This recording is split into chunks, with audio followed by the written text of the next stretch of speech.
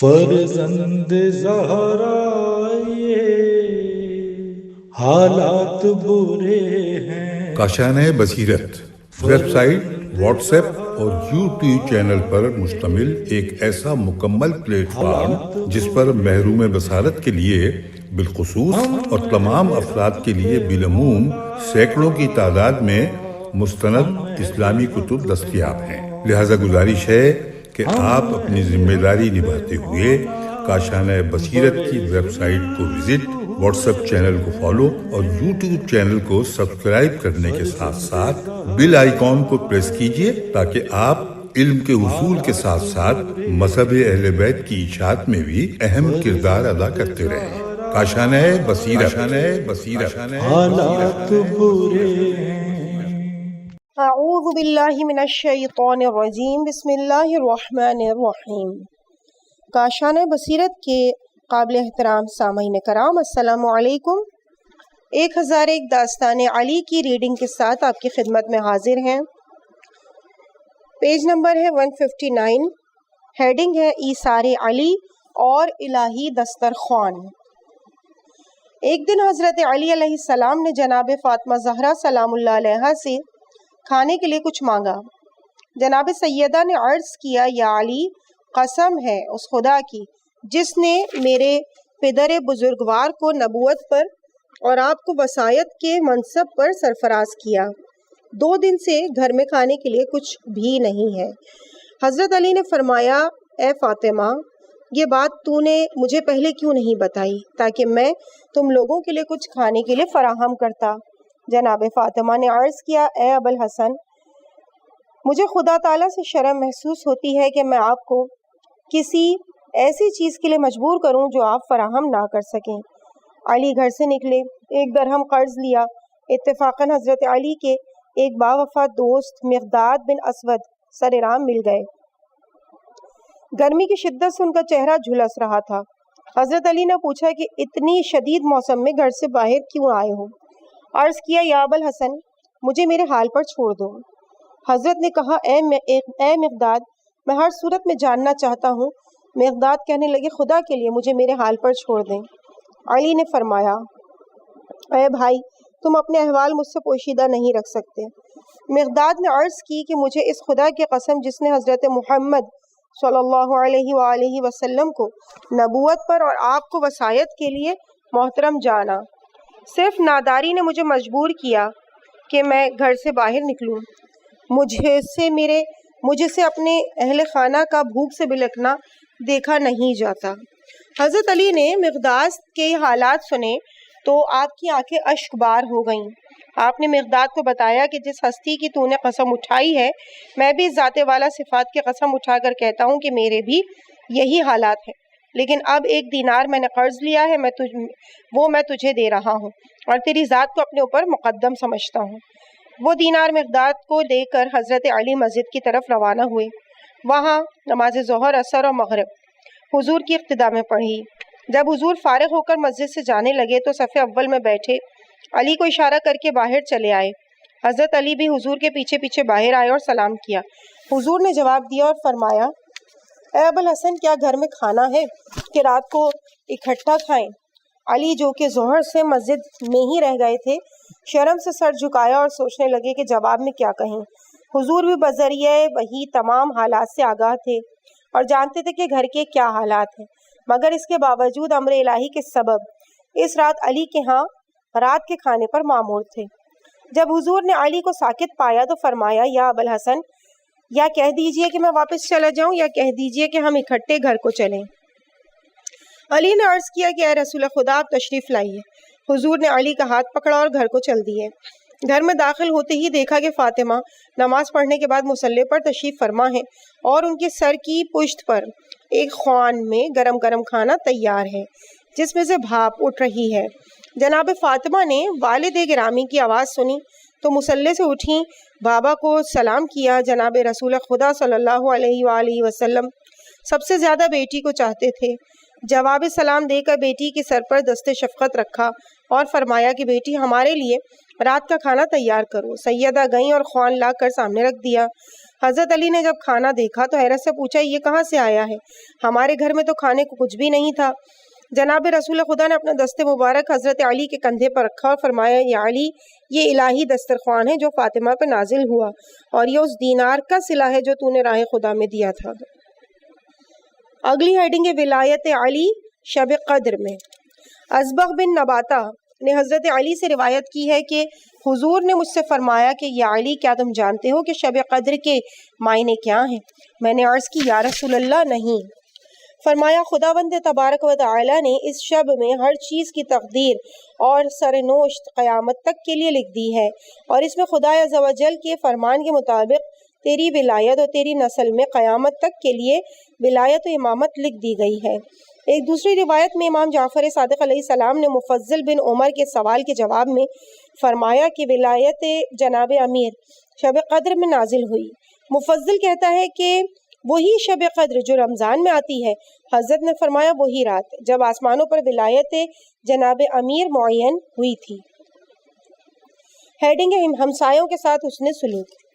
ایک دن ایک شخص حضور کی خدمت میں آیا، عرض کیا یا رسول اللہ میں نے فلاں جگہ پر گھر لیا ہے اور اس مکان کا قریب ترین ہمسایہ ایسا شخص ہے کہ مجھے اس سے کسی قسم کی بھلائی کی توقع نہیں ہے اور اس کے آزار سے بھی میں امان میں نہیں ہوں۔ پیغمبر خدا نے علی اور ابو ذر سے فرمایا جاؤ اور مسجد میں بلند آواز سے اعلان کرو کہ جو کوئی اپنے ہمسائے کو تکلیف دے وہ صاحب ایمان نہیں۔ حضرت علی اور ابو ذر نے یہ اعلان مسجد میں 3 مرتبہ کیا اور لوگوں کو تفصیلاً بتایا کہ ہمسائے کی حدود گھر کے آگے پیچھے دائیں اور بائیں 40 گھر شمار ہوتی ہیں۔ ہیڈنگ ہے علی کے لیے وصیت پیغمبر۔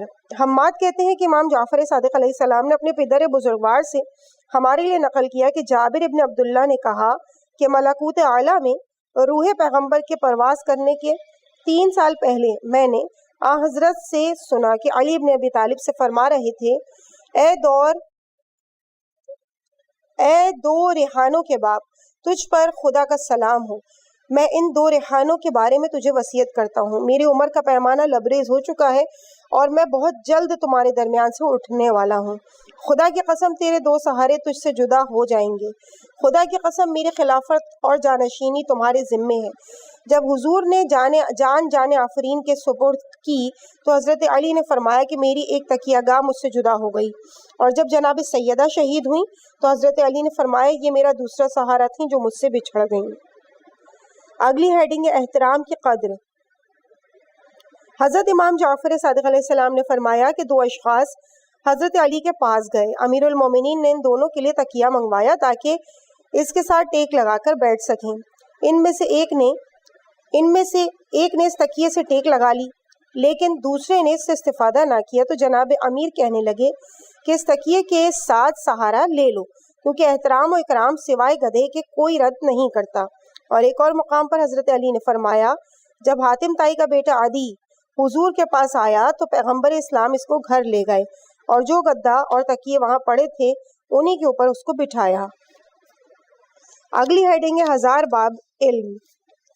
حضور ختمی مرتبہ صلی اللہ علیہ وآلہ وسلم کی حیات مبارکہ کے آخری ایام میں امیر المومنین ایک لحظے کے لیے بھی ختم المرسلین کو تنہا نہیں چھوڑتے تھے۔ ایک دن کسی ضروری کام سے علی گھر سے باہر نکلے۔ ادھر حضور جب عالم ہوش میں آئے تو دیکھا کہ علی ان کے سرہانے موجود نہیں ہیں۔ انہوں نے اپنی ازواج مطہرات میں سے جو بھی اس وقت موجود تھیں ان سے فرمایا کہ میرے دوست سے کہو کہ میرے پاس آئے۔ حضرت عائشہ نے حضرت ابو بکر کو بلا بھیجا لیکن حضور نے ان کو دیکھتے ہی چہرہ اقدس پھیر لیا۔ حضرت ابو بکر یہ کہتے ہوئے اٹھ کھڑے ہوئے کہ اگر میرے ساتھ کام ہوتا تو فرما دیتے، یہ کہا اور چل دیے۔ حضور نے اپنا تقاضا دہرایا۔ اب کی بار حفصہ نے عمر کو بلانے کے لیے کسی کو بھیجا۔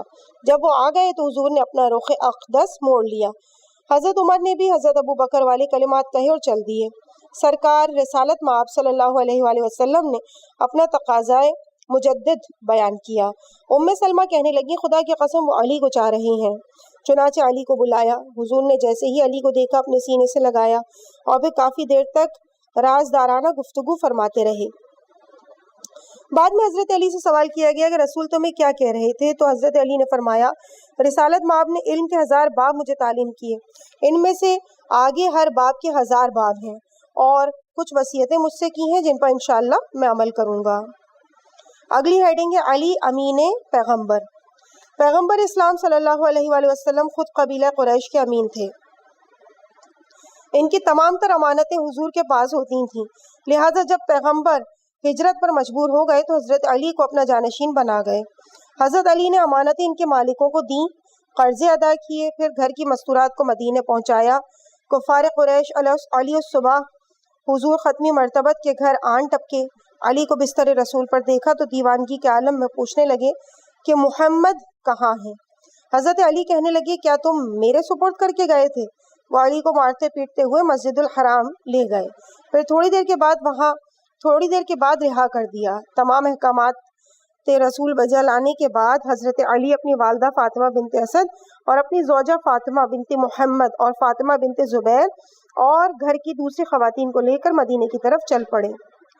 جناب رسول خدا صلی اللہ علیہ وآلہ وسلم نے 5 دن تک محلہ قبا میں اس لیے قیام کیا کہ میرا بھائی علی آ جائے تو اکٹھے مدینے میں داخل ہوں۔ راستے میں 8 کفار مکہ نے حضرت علی کے لیے راستہ بند کر دیا۔ پھر جناح غلام حرب بن امیہ نے علی کا راستہ روک دیا۔ علی نے جنا یعنی جیم نون الف ہے کے ساتھ جنگ کر کے اس کو 2 ٹکڑے کر دیا، لہٰذا باقی ماندہ کفار نے خوف اور خطر کے مارے حضرت علی کے لیے راستے کھول دیے۔ حضرت امیر المومنین نے ہجرت کے مختلف مراحل میں پیغمبر اسلام کی خاطر خطرات سے مقابلہ کیا۔ خود حضرت علی فرماتے ہیں کہ مجھے اپنی جان کی قسم میں نے اس بہترین شخصیت کی نگہداری کی جس نے زمین پر قدم رکھا اور ہجر اسماعیل کا طواف کیا۔ اس موقع پر علی کی شان و منزلت کا اظہار میں خداوند تبارک و تعالی نے درج ذیل آیہ شریفہ نازل کی۔ وَمِنَ النَّاسِ مِن بُشْرَى نَفْسَهُ ابْتِغَاءَ مرضات اللہ واللہ رؤوف بالعباد۔ اگلی ہیڈنگ ہے نزول آیات ولایت علی۔ ایک دن جناب رسول خدا صلی اللہ علیہ وآلہ وسلم مسجد مدینہ میں نماز ظہر ادا کر رہے تھے۔ حضرت علی بھی وہاں موجود تھے۔ ایک سائل مسجد میں داخل ہوا اور لوگوں سے مدد کا سوال کیا، مگر اس کو کسی نے کچھ نہ دیا۔ بیچارہ دل شکستہ ہو کر کہنے لگا اے خدا تو گواہ رہنا، میں نے مسجد رسول خدا میں مدد چاہی مگر کسی نے میری مدد نہ کی۔ اس وقت حضرت علی نے جو کہ نماز کے رکوع میں تھے اپنی چھوٹی انگلی کی طرف اشارہ کیا۔ فقیر آگے بڑھا، اس نے حضرت علی کی انگلی سے انگوٹھی اتار لی اور چلا گیا۔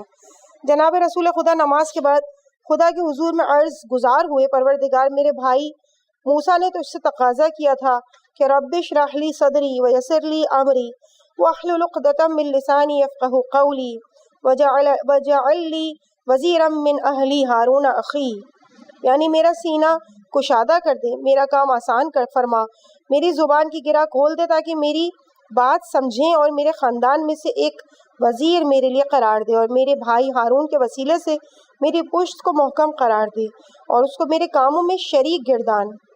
پھر پیغمبر خدا نے عرض کیا کہ اللہم اشرح لی صدری ویسر لی امری واجعل لی وزیرا من اہلی علینا اشدد بہ ظہری یا ظہری، میرے پروردگار میرا سینہ کشادہ کر دے، میرا کام آسان کر دے، اور میرے خاندان سے مجھے وزیر عطا کر، میرا بوجھ بانٹنے والا جو کہ علی ہو، پھر اس کے توسط سے میری پشت محکم قرار دے۔ ابھی پیغمبر اسلام کی دعا تمام نہ ہوئی تھی کہ جبرائیل امین یہ آیت لے کر نازل ہوئے، انما ولیکم اللہ ورسولہ والذین آمنوا الذین یقیمون الصلاۃ ویؤتون الزکاۃ وہم راکعون، تمہارا سرپرست اور راہبر صرف خدا ہے، اور پیغمبر اور وہ لوگ جو ایمان لائے اور وہ جو نماز قائم کرتے ہیں اور حالت رکوع میں زکوٰۃ دیتے ہیں۔ اس طرح پیغمبر خدا کے بعد ولایت اور راہبری علی کا اعلان خدا کی طرف سے کیا گیا۔ ہیڈنگ دربار خداوندی میں حاضری تک رسول ہم صحبت علی۔ جناب امیر المومنین نے فرمایا کہ ایک شخص خاتم النبیین کے گھر آیا، گھر داخل ہونے کی اجازت چاہی۔ میں نے اس سے کہا کہ حضور کا وقت آخر ہے، ان کی طبیعت اچھی نہیں، اس لیے تم ان کے پاس نہیں جا سکتے۔ جو کچھ کہنا ہے مجھ سے کہہ لو۔ وہ کہنے لگا، ان سے ملے بغیر چارہ نہیں۔ علی نے رسول خدا سے اجازت لی۔ وہ شخص حضور ختمی مرتبت کے سر پر آ کھڑا ہوا، سلام کیا۔ پیغمبر نے اس کے سلام کا جواب دیا، فرمانے لگے، کہو کیا چاہتے ہو؟ اس نے عرض کیا کہ میں خدا کا فرستادہ ہوں۔ حضرت نے فرمایا، تمہارے ذمے کیا پیغام رسانی ہے؟ عرض کیا کہ میں اسرائیل ہوں، اللہ تعالیٰ نے آپ کو تحفہ درود و سلام بھیجا ہے۔ حضرت نے فرمایا، ذرا ٹھہر جاؤ تاکہ جبرائیل آ جائے، ذرا اس سے مشورہ کر لوں۔ اسرائیل چلے گئے اور آسمانوں کی طرف مائل با پرواز ہوئے۔ راستے میں جبرائیل سے ملاقات ہوئی۔ جبرائیل نے استفسار کیا کہ کیا روح محمد تم نے قبض کر لی؟ کہا، اے جبرائیل نہیں، انہوں نے مجھ سے یہ خواہش کی ہے کہ تمہارے ان کے پاس جانے تک میں ذرا صبر کروں۔ کیا تم دیکھ نہیں رہے کہ روح محمد کے لیے آسمانوں کے در واہ ہو گئے ہیں اور ہر جگہ آئینہ بندی ہو گئی ہے؟ جبرائیل حضور کے قریب آئے، سلام کیا۔ حضور نے جواب سلام دیا۔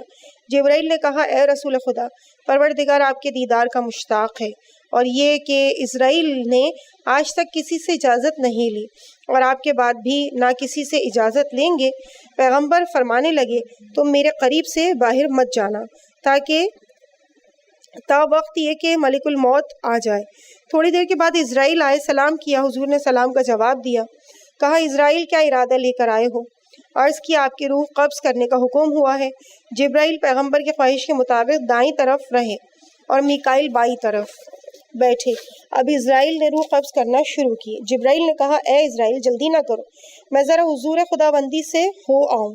اسرائیل نے کہا، ان کی روح اب اس مقام تک آ پہنچی ہے کہ اب میں مزید تاخیر نہیں کر سکتا۔ جبرائیل نے کہا کہ اللہ تعالیٰ نے خاص طور پہ سفارش کی ہے کہ محمد کی جان آہستگی کے ساتھ لینا، نہ بھولنا۔ جناب رسول خدا نے حضرت علی سے فرمایا، میرے قریب آؤ کہ امر ربی آن پہنچا ہے۔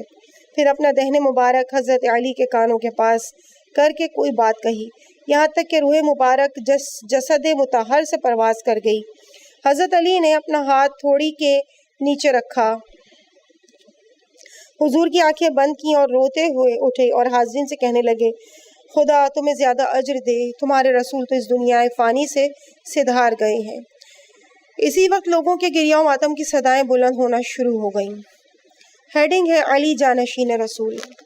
پیغمبر اسلام کی زندگی کے آخری دنوں میں عباس ابن عبد المطلب، علی ابن ابی طالب اور اہل بیت رسول کے کچھ دوسرے افراد ان حضرات کے پاس بیٹھے تھے۔ عباس کہنے لگے کہ یا رسول اللہ، کیا خلافت ہمارے خاندان میں ہی رہے گی؟ اگر ایسا ہے تو آپ اس کے بارے میں ہمیں بشارت دیجیے اور اہم احکامات بھی صادر فرما دیجیے۔ حضور نے فرمایا، میرے بعد میرے خاندان والے ذوف کا شکار ہو جائیں گے۔ پھر خاموش ہو گئے۔ اہل بیت اٹھ کھڑے ہوئے۔ اس وقت بھی حضور کی حیات طیبہ سے مایوس ہو کر رو رہے تھے۔ جب وہ لوگ باہر نکلے تو حضور پر نور نے عباس اور علی کو دوبارہ بلا بھیجا۔ وہ آئے تو حضور نے عباس سے فرمایا، چچا جان، کیا میری وصیت قبول کریں گے؟ عباس نے کہا، اے بھتیجے، تیرا چچا بوڑھا ہو گیا ہے اور عیال دار ہے۔ پھر حضرت علی سے مخاطب ہو کر ہوئے کہ میرے بھائی، کیا میری وصیت پر عمل پیرا ہوگے اور میرا قرض چکا دوگے؟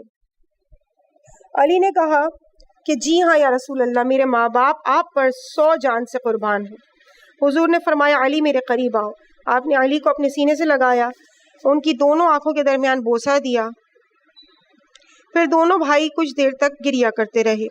پھر حضور نے انگوٹھی اپنی انگلی سے اتاری اور حضرت علی کو دے دی۔ تلوار، سرا، گھوڑا، اونٹ اور وہ کپڑے جو جنگوں میں شکم مبارک پر باندھتے تھے وہ طلب کیے اور سب کی سب چیزیں علی کو دیں اور فرمایا، یا علی، یہ چیزیں اپنے گھر لے جاؤ۔ حضرت علی سب اشیاء اپنے گھر لے گئے۔ ہیڈنگ ہے، حضور کا غسل و کفن اور نماز جنازہ۔ حضور کی زندگی کے آخری دنوں میں کچھ اصحاب سید المرسلین خاتم النبیین کی خدمت اقدس میں آئے، سلام کیا۔ حضور نے جواب سلام دیا۔ ان میں سے عمار بن یاسر اٹھ کر عرض کرنے لگے، اے رسول خدا، میرے ماں باپ آپ پر فدا ہوں، فرمائیے جب آپ اس دنیا سے رحلت فرمائیں گے تو آپ کو غسل کون دے گا؟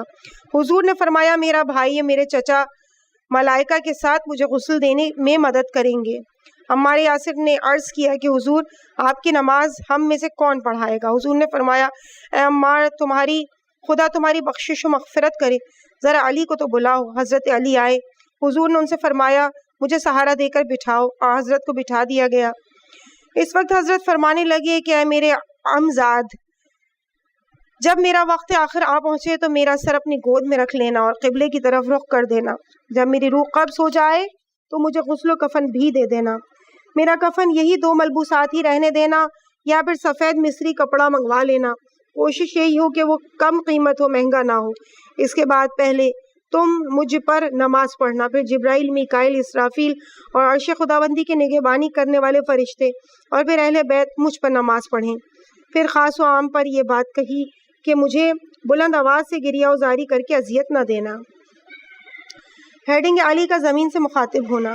اسما بنت امیس نے کہا کہ جناب فاطمہ زہرا سلام اللہ علیہا اسما بنت امیس نے کہا کہ جناب فاطمہ زہرا سلام اللہ علیہا نے مجھ سے فرمایا کہ علی کے گھر میں بیعہ کر آنے کے بعد ایک مرتبہ آدھی رات کو میری آنکھ کھلی، میں نے دیکھا کہ زمین علی سے مخاطب ہے اور علی بھی اس سے بات چیت کر رہے ہیں۔ صبح ہوتے ہی میں نے بابا کو یہ واقعہ بتایا تو بابا نے ایک طویل سجدے کے بعد سر اٹھا کر فرمایا میری بیٹی تمہارے لیے پاکیزہ نسل اور اولاد صالح کی خوشخبری ہے، کیونکہ خداوند قدوس نے تیرے شوہر کو دوسرے لوگوں پر برتری عطا کی ہے اور زمین کو اس کے تابع فرمان رہنے کا حکم دیا ہے، اور اس دنیا کے مشرق و مغرب میں ہونے والی خبروں کی اطلاع برابر اس کو دیتی ہے۔ اگلی ہیڈنگ ہے زندگانی علی و فاطمہ علیہم السلام۔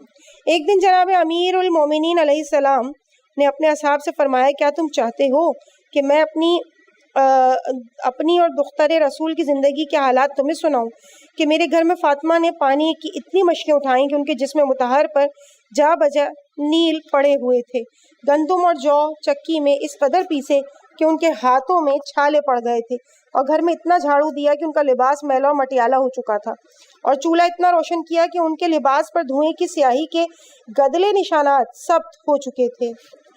ہیڈنگ ہے فاطمہ رسول کا پارہ جگر۔ حضرت امیر المومنین علیہ السلام فرماتے ہیں کہ میں چند اصحاب کے ساتھ حضور کی خدمت میں بیٹھا ہوا تھا کہ حضور نے فرمایا آپ جانتے ہیں کہ عورتوں کے لیے بہترین وصف کیا ہے؟ حاضرین میں سے کوئی بھی اس بات کا جواب نہ دے سکا۔ مجلس برخاست ہونے کے بعد میں گھر آیا تو ساری بات سیدہ فاطمہ زہرا سلام اللہ علیہا کے گوش گزار کی۔ انہوں نے مجھ سے کہا یا علی، میں حضور رسالت مآب کے سوال کا جواب جانتی ہوں، وہ یہ ہے کہ عورت کے لیے سب سے بہترین بات یہ ہے کہ نہ وہ کسی نامحرم کو دیکھے اور نہ اس پر کسی نامحرم کی نظر پڑے۔ علی فرماتے ہیں کہ میں نے حضور ختمی مرتبت کے پاس آ کر وہی جواب دیا تو حضرت فرمانے لگے یا علی، جب تم میرے پاس یہاں مجلس میں بیٹھے تھے تو اس وقت اس جواب سے آگاہ نہ تھے، یہ جواب تمہیں کس نے بتایا؟ میں نے عرض کی یا رسول اللہ، فاطمہ نے اس کا جواب مجھے بتایا ہے۔ حضور سرکار دو عالم سرور کونین متعجب ہوئے، فرمایا فاطمہ میری پارہ جگر ہے۔ ہیڈنگ ہے کعبہ کی کلید برداری۔ خاندان قریش اور اہل مکہ میں کلید برداری خانہ کعبہ ایک بہت بڑا مقام و منصب سمجھا جاتا تھا۔ فتح مکہ سے پہلے عثمان ابن ابی طلحہ نامی مشرک کعبے کا کلید بردار تھا۔ 8 ہجری میں جب مکہ حضور کے ہاتھوں فتح ہو گیا تو عثمان نے کعبے کا دروازہ بند کر رکھا تھا اور خود وہ چھت پر گیا ہوا تھا۔ حضور نے چابی اس سے منگوا بھیجی۔ اس نے کہا کہ اگر حضور نے بنفس نفیس چابی مانگی ہوتی تو کبھی دینے سے گریز نہ کرتا۔ علی نے کعبے کی چھت پر جا کر چابی اس سے لے کر کعبے کا دروازہ کھولا۔ حضور خانہ کعبہ میں داخل ہوئے، 2 رکعت نماز پڑھی۔ جب کعبے سے باہر آئے تو آپ کے چچا عباس نے چاہا کہ حضور چابی عثمان کو واپس دے دیں۔ اسی وقت یہ آیت نازل ہوئی ان اللہ یأمرکم، بے شک اللہ تعالیٰ تمہیں حکم دیتا ہے کہ امانتیں ان کے مالکوں کو واپس کر دو۔ حضور نے حکم دیا کہ چابی عثمان کو دے دی جائے اور اس سے معذرت کی جائے۔ عثمان نے علی سے کہا کہ پہلے مجھے تمہارے چہرے پر اپنے لیے قدر سختی محسوس ہوتی تھی، لیکن اب تم بہت ہی کشادہ روئی اور محبت آمیز نگاہوں سے مجھے دیکھ رہے ہو۔ حضرت علی نے اسے نزول آیت کی اطلاع دی، تمام واقعہ بیان کیا اور فرمایا یہ آیت تمہاری شان میں قرآن پاک میں نازل ہوئی ہے۔ پھر اس کو آیت پڑھ کر سنائی۔ عثمان ابن ابی طلحہ دین اسلام کی ان عالی قدر روایات سے بے حد متاثر ہوا اور اس نے اسلام قبول کر لیا۔ پیغمبر اسلام نے مستقل کلید کعبہ اس کے ہاتھ میں دے دی۔ اگلی ہیڈنگ ہے کاش میں ان میں چوتھا ہوتا۔ عفیف کندی نامی شخص یمن سے مکے آیا اور عباس ابن عبد المطلب کے لیے چند شیشیاں ترکیبی لایا۔ آتے ہی اس نے عباس کو ڈھونڈا۔ لوگوں نے بتایا کہ وہ رجال قریش کی مخصوص جگہ پر ہیں جہاں ان کے سرکردہ افراد روزانہ عصر کے وقت جمع ہوتے ہیں اور وہاں انہوں نے اپنا علم بھی نصب کر رکھا ہے۔ عفیف سیدھا وہاں پر گیا، عباس کو دیکھا، عطر اس کو دیا اور وہ خود بھی ان کے ساتھ وہیں بیٹھ گیا۔ مکے کا سورج رفتہ رفتہ مغرب کی طرف جا رہا تھا۔ عین اسی وقت عفیف نے اس شخص کو دیکھا کہ جو انتہائی خوبرو تھا اور اس کی سیاہ زلفیں تھیں۔ وہ شخص ابھی سفر سے پہنچا ہی تھا کہ اس نے بزرگان قریش کی طرف توجہ کیے بغیر مسجد الحرام کا رخ کیا، ایک نظر آسمان پر ڈالی، اپنی آستین الٹیں، چاہے زمزم کے کنارے بیٹھ کر اپنے چہرے اور ہاتھوں کو دھویا اور سر اور پاؤں کا مسح کیا۔ پھر اس نے مسجد الحرام میں قدم رکھا۔ اسی دوران ایک جوان سال خاتون بھی بڑی عجلت میں نمودار ہوئی۔ اس کے پیچھے پیچھے ایک مضبوط قد و قامت کا نوجوان تھا۔ یہ تینوں ہی مسجد الحرام میں آ کر کھڑے ہو گئے اور قیام و قعود و رکوع و سجود ادا کیے۔ عفیف نے عباس سے پوچھا کہ یہ کون لوگ ہیں اور یہ لوگ یہاں کیا کر رہے ہیں؟ عباس نے کہا کہ وہ شخص میرا بھتیجا محمد بن عبداللہ ہے، یہ خاتون اس کی زوجہ ختیجہ ہے اور وہ جو جوان بھی میرا دوسرا بھتیجا علی ابن ابی طالب ہے۔ محمد ایک نیا دین لایا ہے اور یہ دونوں افراد اس کے دین پر ایمان لا چکے ہیں۔ یہ سن کر عفیف کہنے لگا اے کاش میں بھی ان میں چوتھا ہوتا۔ اگلی ہیڈنگ ہے حضور کے گھر پر حملہ۔ قریش کے سرداروں نے رات کے وقت حضور کے گھر پر قاتلانہ حملہ کرنے کا ارادہ کیا۔ حضور مکے سے ہجرت کے ارادے سے گھر سے نکل پڑے۔ علی بستر رسول پر دراز ہو گئے۔ قریش کے بڑے بڑے بہادر آدھی رات تک ننگی تلواریں لیے بے چینی سے موقع کے منتظر رہے۔ سب سے پہلے انہوں نے بستر رسول کو نشانہ بنا کر سنگزنی کی۔ دوسرا پتھر لگنے پر علی نے سر سرہانے سے اٹھایا۔ رؤسائے قریش حیرت زدہ ہو گئے کہ یہ کون ہے؟ کہنے والوں نے کہا کہ یہ علی ابن ابی طالب ہے۔ اتنے میں علی اپنی جگہ سے اٹھے اور فرمایا کہ تمہیں کس سے ملنا ہے؟ کیا کام ہے؟ سب بیک آواز ہو کر بولے محمد کہاں ہے؟ علی نے سرد مہری سے جواب دیا کیا تم اسے میرے سپرد کر کے گئے تھے؟ سراقہ بن مالک نے کہا کہ اب محمد تو فرار ہو چکا ہے، چلو اچھا ہے اس کی جگہ علی کو قتل کر دیتے ہیں۔ ابو جہل نے اس خیال کی مخالفت کی کہ اس بچے کا کوئی گناہ نہیں ہے، اس ارادے سے باز رہو۔ محمد نے اس کو اپنا فریفتہ اور دیوانہ بنا رکھا ہے۔ علی نے نعرہ بلند کیا اے ابو جہل، عقل و دانش کا جو سرمایہ خدا نے مجھے عطا کر رکھا ہے اگر تمام دنیا کے احمقوں میں تقسیم کر دیا جائے تو وہ سبھی عاقل اور دانش مند بن جائیں، اور اگر تمام دنیا کے ضعیفوں کو میری طاقت و توانائی میں سے کچھ حصہ دے دیا جائے تو سبھی طاقتور ہو جائیں۔ لیکن افسوس کہ جناب رسول خدا نے مجھے اس امر کی اجازت نہیں دی، ورنہ تم آج رات میری شجاعت و شہامت دیکھ لیتے۔ تم لوگ جو کہ ہمیشہ نیکی و سعادت سے بے نصیب رہتے ہو، میری نظروں سے دور ہو جاؤ۔ ابو الجتری بہت غصے میں آ گیا، تلوار سونت کر آگے بڑھا، لیکن وہ ایسا نہ کر سکا کیونکہ اس کو چکر سا آ گیا اور وہ زمین پر گر پڑا۔ اگلی ہیڈنگ ہے علی اعلی ظرف قاتل۔ حضرت علی نے عمرو بن عبدود کو خندق کے کنارے ڈھیر کر دیا، اس کا سر تن سے جدا کر دیا، پھر اس کا سر لے کر حضور کے خدمت اقدس میں پیش کیا اور اس کا بغیر سر کے جسم میدان میں ہی رہنے دیا تاکہ اس کے لواحقین اس کا بے سر جنازہ مکہ واپس لے جائیں۔ عمرو کے قتل کی خبر سے دشمن کی افواج میں ایک تہلکہ مچ گیا۔ عمرو کی بہن واحد عورت تھی جو اس کے عزیزوں میں سے مدینہ آئی ہوئی تھی، وہ ننگے پاؤں اور ننگے سر بھائی کے جنازے کو ڈھونڈتی ہوئی ادھر آئی۔ لوگوں کو یہ توقع تھی کہ وہ اپنے بھائی کے سر و پا بریدہ وجود پر اپنے آپ کو گرائے گی اور بین کرے گی، لیکن جب اس نے بھائی کی میت دیکھ لی تو اس کو قرار آ گیا۔ کہنے لگی جس دشمن نے میرے بھائی کو قتل کیا ہے وہ کون تھا؟ یقیناً وہ کوئی بہت ہی کریم النفس اور شریف انسان ہے۔ لوگوں نے بتایا کہ وہ علی بن ابی طالب ہیں۔ یہ سن کر اس نے ایک لمبی آہ کھینچی اور کہا کہ میرا بھی یہی خیال تھا، کیونکہ میں دیکھ رہی ہوں کہ ابھی تک قیمتی زربفت کی زرہ میرے بھائی کے تن پر چمک رہی ہے، اسی سے میں نے پہچان لیا کہ اس کا قاتل انتہائی نجیب انسان ہے۔ پھر کچھ شعر کہے جن کے معنی یہ ہیں کہ اگر علی کے علاوہ کسی اور نے میرے بھائی کو خاک پر ڈھیر کیا ہوتا تو میں تابت بھائی کے سوگ میں روتی رہتی۔ اس کا قاتل ایک بے نظیر اور عدیم المثال انسان ہے۔ اگلی ہیڈنگ ہے علی کی ایک ضربت عبادت ثقلین سے افضل۔ عمرو بن عبدود اپنے دور میں ایک عظیم قوت مانا جاتا تھا، یہاں تک کہ وہ میدان جنگ کے اونٹ کے بچے سے ڈھال کا کام لیتا تھا اور 1000 سپاہیوں سے جنگ کے لیے وہ اکیلا کافی سمجھا جاتا تھا۔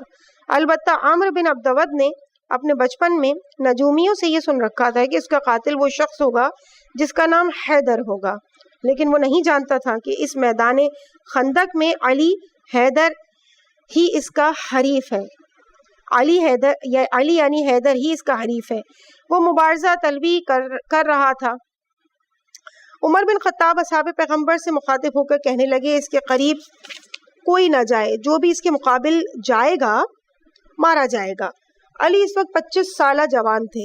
انہوں نے رجز پڑھتے ہوئے اپنا تعارف کرایا تو اس کو پتا چلا کہ یہ حیدر ہے۔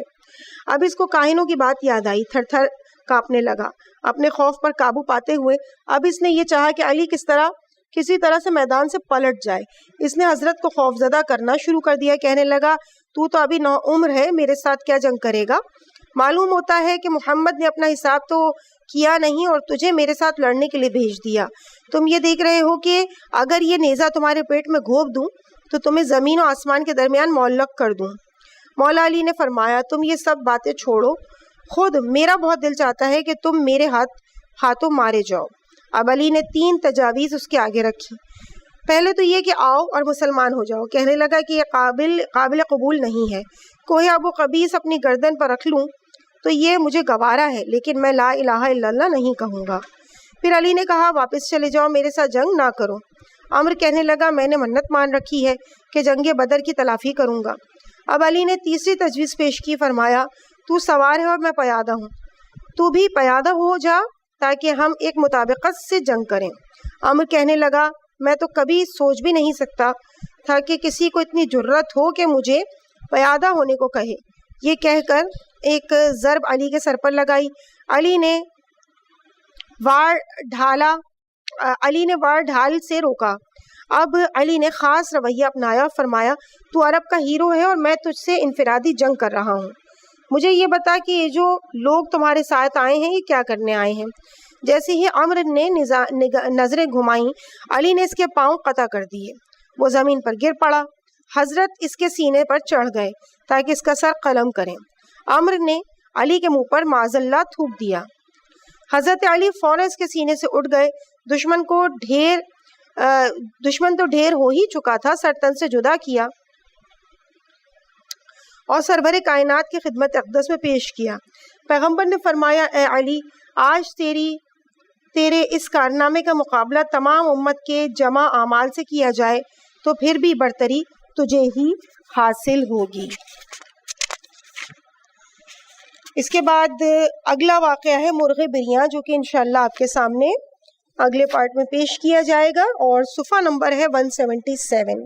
مجھے اپنی دعاؤں میں یاد رکھیے گا۔ والسلام علیکم ورحمۃ اللہ وبرکاتہ۔